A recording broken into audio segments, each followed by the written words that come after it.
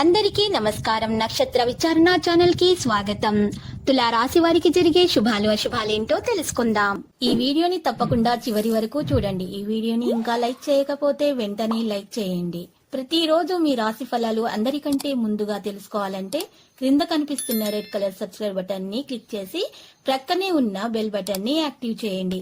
అలాగే ఈ వీడియోని తప్పకుండా మీ మిత్రులందరితో షేర్ చేయండి.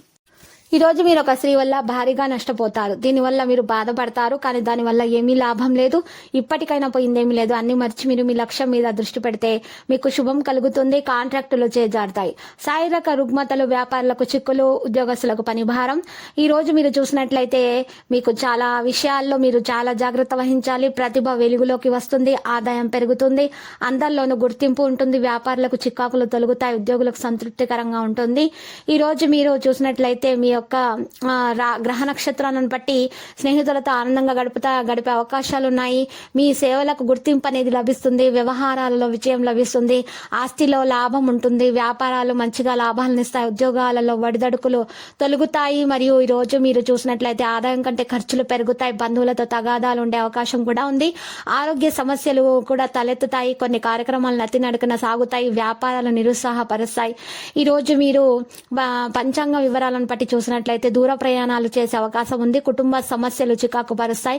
కృషి ఫలించదు. స్నేహితుల నుంచి విమర్శలు వస్తాయి. కార్యక్రమాలు వాయిదా వేస్తాం మంచిది.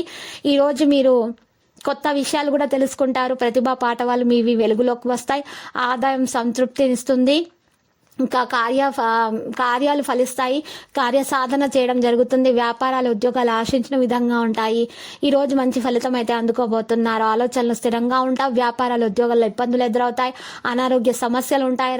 మరియు ఈ రోజు ఈ యొక్క ఆటంకాలను, అనారోగ్య సమస్యలను తొలగించుకోవడానికి మీరు పరిహారం చేయవలసి ఉంటుంది. పరిహారం కొరకు మీరు ఈ రోజు ఒక రావి ఆకును తీసుకోవాలి. ఆ రావి ఆకు మీద గంధంతో, రావి ఆకు మీద రావి చెట్టు పుల్లతోటి పైన శ్రీం కింద హ్రీం అని రాసి ఫోల్డ్ చేసి దారంతో కట్టేసి 5 పసుపు కొమ్మలు తీసుకొని ఈ 5 పసుపు కొమ్మలను మరియు ఈ దారంతో కట్టేసినటువంటి ఈ యొక్క రావి ఆకును కూడా మీరు చక్కగా ఒక ఎర్రటి బట్టలో మూట కట్టేసి పూజా మందిరంలో ఈశాన్య భాగంలో కానీ నైరుతి భాగంలో కానీ పెట్టండి.